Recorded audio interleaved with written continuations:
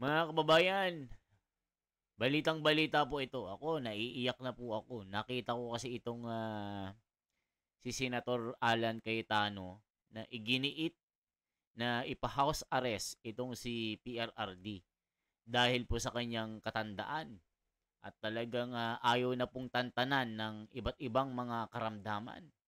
Yung kanyang kalusugan, mga kababayan, nasa critical na po. Hindi na po kaya ng kanyang katawan ang pamamalagi ng matagalan doon sa kulungan sa The Netherlands. So ngayon, si Allen Cayetano, si Subiri, eto si Tulfo, dito, papabor ako sa'yo, Tulfo ha, Erwin Tulfo, sa pagkakataong ito, nirerespeto kita.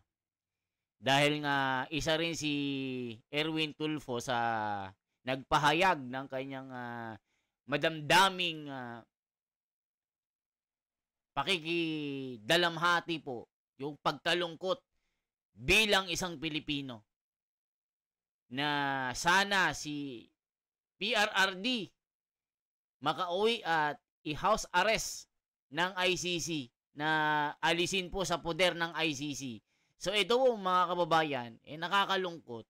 Isa pa dito ang nakakaiyak na tinuran, binanggit ni Senator Alan Cayetano.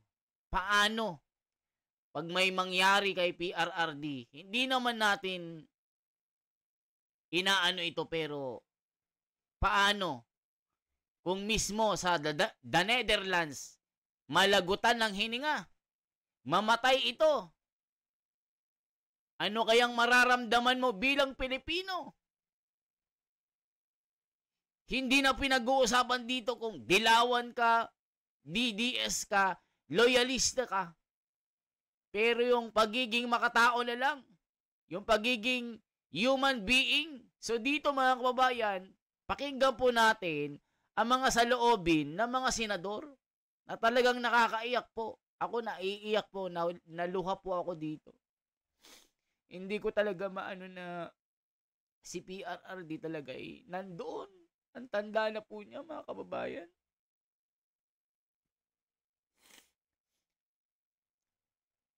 Naging ano na yan, naging ama na ng bansang Pilipinas. Ginawa lang niya ang kanyang trabaho. Ginawa lang niya ang kanyang tungkulin bilang presidente. Eto na po, ako naiiyak na po ako. Maghanda po kayo ng panyo, tissue, maiiyak po kayo dito. Majority Leader. Thank you, Mr. President. May we recognize our distinguished Minority Floor Leader, Senator Alan Peter Compañero Cayetano, to sponsor the measure. The Minority Leader, Senator Alan Cayetano, is recognized. Thank you, Mr. President. Mr. President, allow me to just say some words that is personal to me as a person, as a Christian, as a Filipino, as a senator of this republic. I remember, Mr. President, na pinag-uusapan kasi yung smuggling ng bigas at nandito po si then Mayor Duterte. In fact, dun muna siya naghintay sa kwarto ni Senator Pia. And in the course of their conversation, tinawag nila ako, we joined. Then may nasabi si Mayor Duterte doon that caught my ear, no? So, sabi niya, Pia, Senator, formal siya, sabi niya, Senators, Senator Pia, Senator Alan, how I deal with criminals in Davao, I take responsibility, and one day, before God, I have to account. Not exact words, but basically ang sinasabi niya, nung na-elect siya, he has to take responsibility, and he knows there is an accounting. Few years later, September 29, 2015, hindi ko po makalimutan, lumipad po ako Davao. I asked him if he's running for president, and I asked him if I could join him. He took a piece of paper, he drew yung mga graduate ng PMA, police, and then pag nagiging colonel, nagiging militar, and then he started talking about corruption and how drugs corrupted the law enforcement, and then how it will spread sa judges, sa politicians, etc. No? long story short, after that night, instead of asking him to run, sabi niya hindi siya tatakbo, or instead of asking him if I could run as his vice president, lumabas na lang sa bibig ko na if you run, I will be for you. If you choose me, I will campaign with you. If you don't choose me, I am now committed to you. And as we say, the rest is history. There's a lot of things that we have to account for. There's a lot of truths that have to be uncovered on the part of those who are pro-Duterte.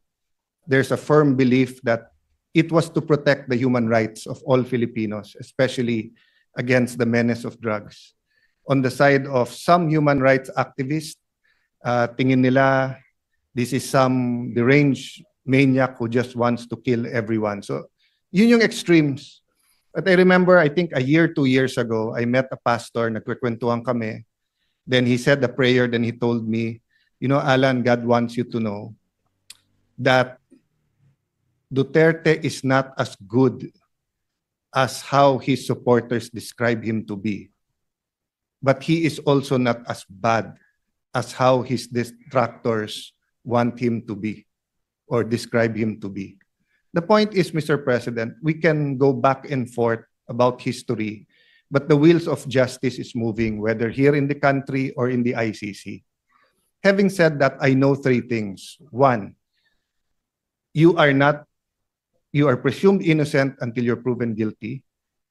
And all human rights activists will say, yung tunay ha, hindi yung nagkukunwari na human rights activist. Ang sasabihin po, yung humanitarian treatment.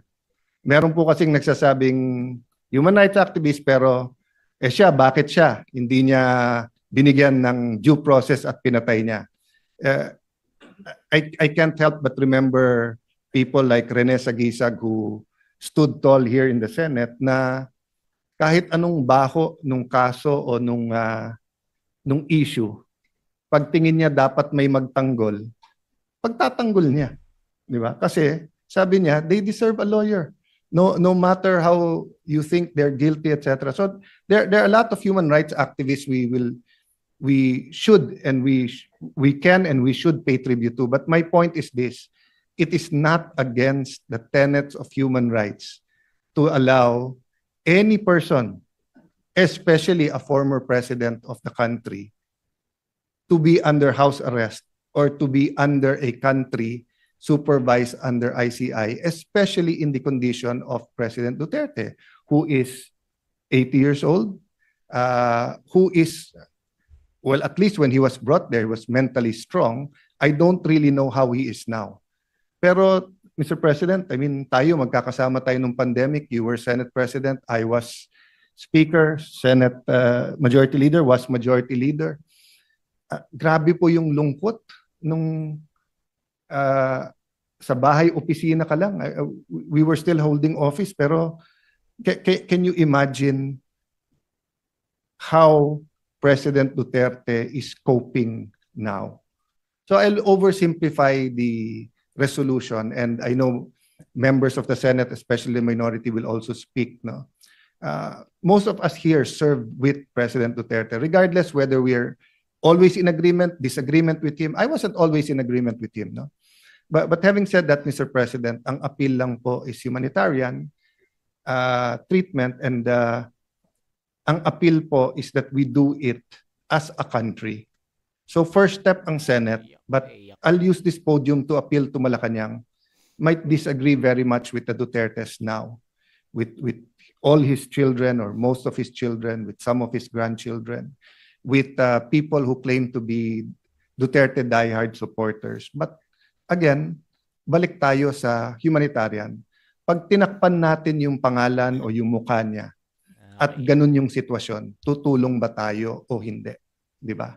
So, I was looking for something to read the other night.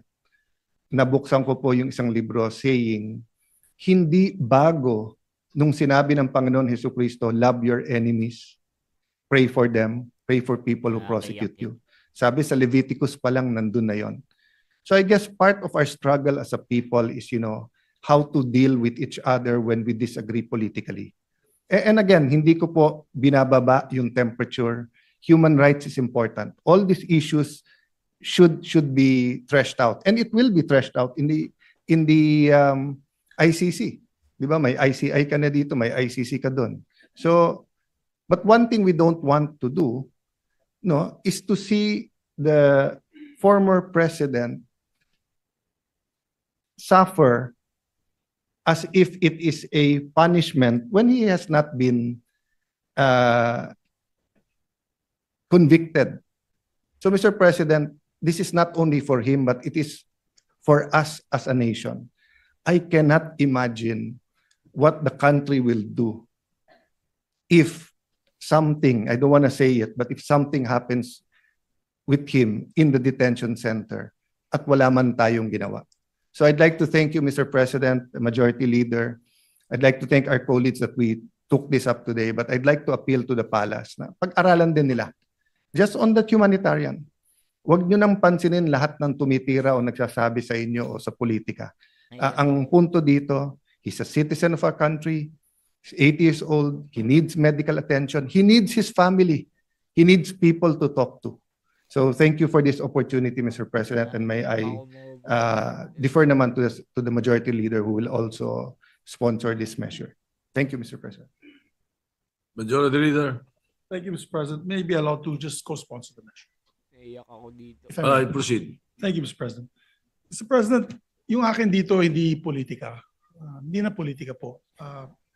Whether I'm administration or on the other side, I'm for the country. You know that. I'm for the Senate. I believe in the Senate. And I believe the leaders of the Senate, the leadership of the Senate, and of course the leaders of our country. We want our country to move forward. But out of humanitarian concerns, I have a father, Mr. President, who's 85 years old. 85-year-old. He might be listening right now, as a matter of fact. And as 85 years old, he has to be assisted. Because once you're over 80 years old, po, your balance, you have a problem with your balance.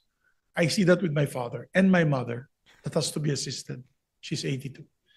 Mr. President, yung tatay ko may medyo hindi na early stage dementia kasi minsan nakakalimot na rin siya sa mga anak niya. At talagang pag ganun ang stage, pati gamot nakakalimutan niya. Sakit sa dibdib. So imagine you have a leader, former leader of the president, on isolation in that area na not assisted, talagang madideteriorate yung tao, Mr. President. We accord in the Philippine law accords persons of or detainees, persons deprived of liberty, a chance to see their family, a chance to even get visitors from not just family members but also other members of their circle.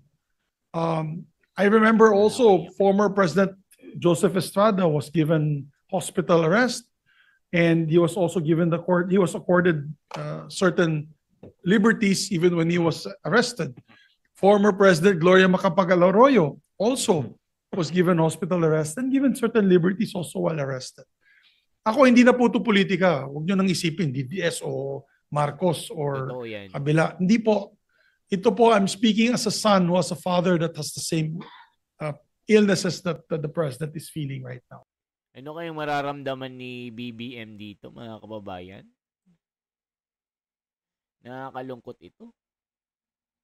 Sa tuwing mababanggit si PRRD po na nasa kulungan, sa ICC, yung edad niya, yung karamdaman niya, talagang yung luha ko po, mga kababayan, bilang Pilipino po.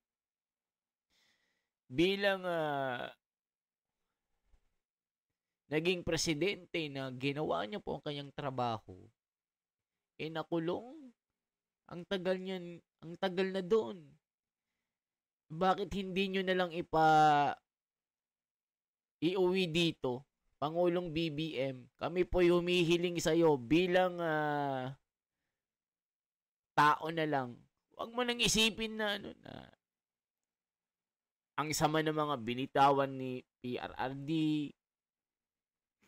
laban sa'yo. Yung pagiging humanitarian na lang, Pangulong BBM. Baka naman. Kasi baka magiging guilt. Yung guilty sa sarili mo na pag si PRRD namatay dyan sa ICC, namatay sa kulungan, na hindi naman natin iniisip yan, pero may edad na po yan eh. Malala na ang kanyang kahinaan. Hindi po kaya ng klima ang kanyang katawan. Ito yung sinasabi ni Subiri na meron siyang tatay. Halimbawa, tatay mo yun. Hindi mo ba gagawin ng paraan? Saka ka magsisisi pagka may nangyari ng masama sa kanya? Kaiyak po. So mine is more on a humanitarian, compassionate request. That's why we toned down the resolution, Mr. President. Ginawa ko na lang po one-page resolution, just showing in view of his age and deteriorating health, asking the ICC, we're just appealing to the ICC to allow it within the rules. It's allowed within the rules. As a matter of fact, there has been instances in the past that they granted this kind of privilege to persons with deprived of liberty. So yun lamang po, Mr. President. I don't want to belate the point any further. Hindi po to politika, hindi dahil ganito ganyan. Walang political color to. It's just for humanitarian reasons, Mr. President. I know some of the families who are victims who would probably be angry at me, and I understand that. Pero yung akin siguro, if the position was done on anybody, sabi nga ni Senator Alan, may it be anyone, as a Filipino citizen, deprived of liberty abroad, we always grant help that we can. As a matter of fact, many death row inmates who've done karumal-dumal